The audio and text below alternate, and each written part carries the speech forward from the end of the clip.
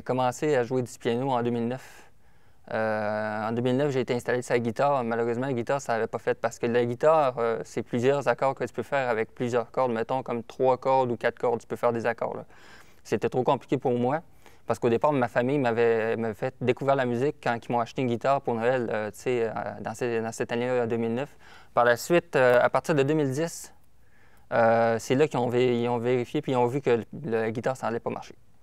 Ils m'ont embarqué sur le piano. Mon professeur, qui est Vicky Labbé, qui est une personne super sympathique, puis on se partage encore nos passions pour le piano.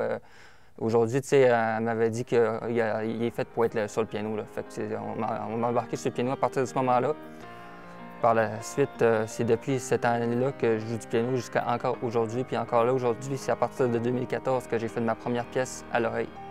Puis depuis 2014, j'ai pas arrêté de faire des pièces à l'oreille, puis c'est là que ça a débuté. Puis j'ai été considéré un peu comme une personne dans tous les élèves de Vicky qui faisaient des pièces à l'oreille dans les premiers qui ont commencé à faire ça. Mais en fait, c'est plus mes parents qui m'ont inscrit à des cours de piano. Par la suite, moi, au départ, je pensais pas que j'allais aimer ça autant que ça. Fait que par la suite, j'ai commencé à suivre des cours de piano, puis après ça, le trip me poignait directement. Pour aujourd'hui, le piano, ce que je fais, c'est que je l'exprime dans ma colère, dans ma douleur, puis dans ma tristesse. Mettons, quand je suis fâché, je joue du piano. Quand je suis triste, je joue du piano. Quand je suis heureux, je joue du piano. Fait que, c'est pas mal un passe-temps, qui fait vraiment que c'est vraiment important pour moi, puis c'est quelque chose d'unique qu'il faut vraiment qu'il reste en dedans de moi. Là. Fait que, c'est probablement pour ça qu'autant que j'aime le piano encore aujourd'hui. Il y avait un piano public au Carré Davis, que ça s'appelle, dans le fond, H. Arvida. Fait que là, à un moment donné, j'arrive, un piano public, moi, je jouais dessus. Fait que là, quand il y a un piano public, moi je saute sur l'occasion de ça. Fait que ce qui est arrivé, j'ai sauté sur le piano public. À un moment donné, ça faisait quelques jours que je jouais là déjà là en partant. Puis par la suite, ce qui est arrivé, c'est qu'il y avait un gentil monsieur qui s'appelait supposément Mathieu Dufour, mais je ne savais pas partout au départ, je n'avais aucune idée que c'était lui, j'avais aucune idée. Fait que là, par hasard, j'étais arrivé, j'ai commencé à jouer du piano, puis là, ce monsieur-là qui était supposément Mathieu Dufour, lui, ce qu'il a fait, c'est que, il était mangé avec sa mère, puis tout ça, puis là, à un moment donné, il a commencé à dire « Nous autres, on aime vraiment ça, ce que tu joues, le contenu, c'est vraiment beau. » Fait que là, à un moment donné, c'est ça, ce qui arriva. Fait que là, à un moment donné, il arrive, au final, avant qu'il parte, il arrive, il me donne un 20$. Même moi, là, encore une fois, je ne savais pas c'était qui. Fait que là, moi, je fais ça juste pour le fun, puis il me donne un 20$ direct en partant. Okay. Bon. Fait que là, moi, je retourne chez nous. Fait que là, à un moment donné, j'ai un de mes intervenants qui arrive qui me dit « Louis, est-ce que ça dit quelque chose, Mathieu Dufour? » J'ai dit « Ça me dit quelque chose, me semble que ça me dit de quoi, mais sauf que je suis pas sûr. Je suis pas sûr, mais il me semble que ça me dit de quoi. » Bon. Fait que là, j'arrive, là, il me montre la story, OK? Il me montre une story de Mathieu Dufour-là. Fait que là, j'arrive, là, moi, je suis resté figé pendant au moins 2, 3, 4 minutes. Parce que là, ce qui est arrivé, j'ai dit, va voir sur sa page d'Instagram, tu vas comprendre un peu c'est qui.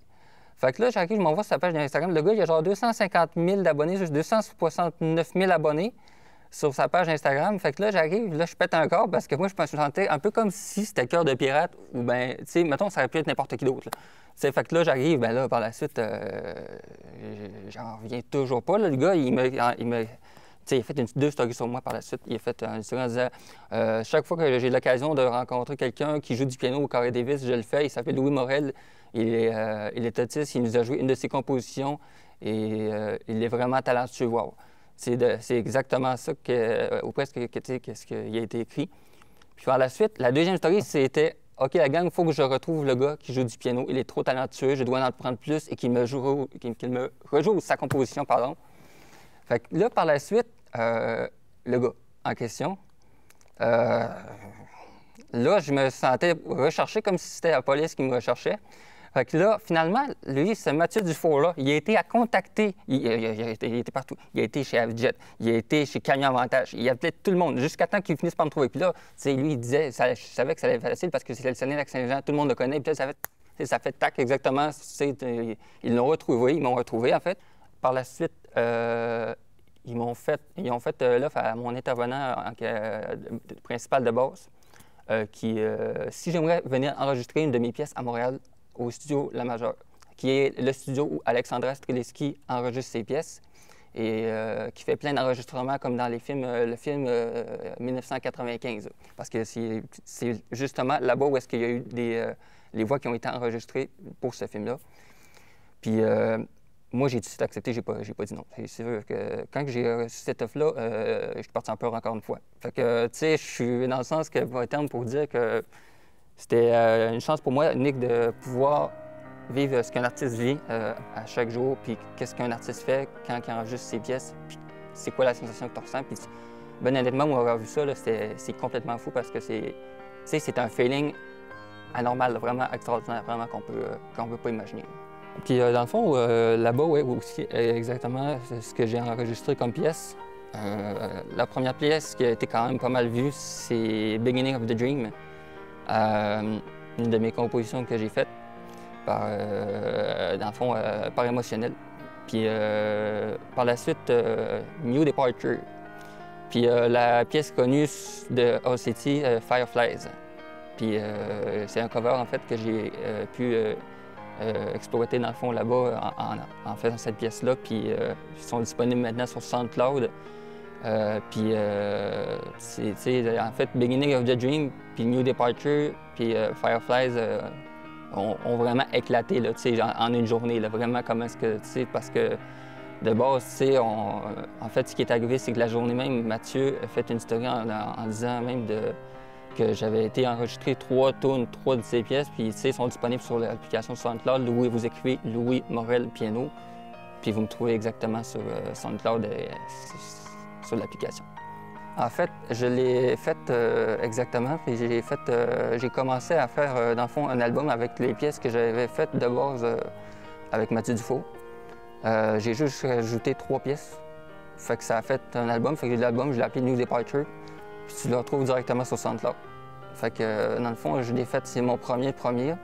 Je compte peut-être essayer d'en faire un autre, mais pas tout de suite, parce que c'est quand même pas mal aussi. Il faut quand même, ça demande quand même pas mal de la recherche dans ta tête. Fait que, c'est sûr que, moi, ça m'a demandé beaucoup de recherche en tête, puis beaucoup de notes, puis d'émotions en même temps à pouvoir faire ces pièces-là. Moi, je dis qu'en fait, qu'est-ce qu'on peut me trouver? En fait, moi, je dis en fait que je me laisse pas mal aller par la vie, puis je laisse la vie me gâter, puis je laisse, comme je l'ai toujours dit depuis que je suis revenu avec Mathieu Dufault, je laisse la vie me gâter, puis je laisse la vie aller, puis je laisse la vie me surprendre dans toute cette aventure méconnue, que je sais pas qu'est-ce qui peut se passer par la suite, je sais pas qu'est-ce qui peut se passer demain, comme aujourd'hui, puis je laisse vraiment la vie me surprendre. Moi, c'est comme ça que je fonctionne.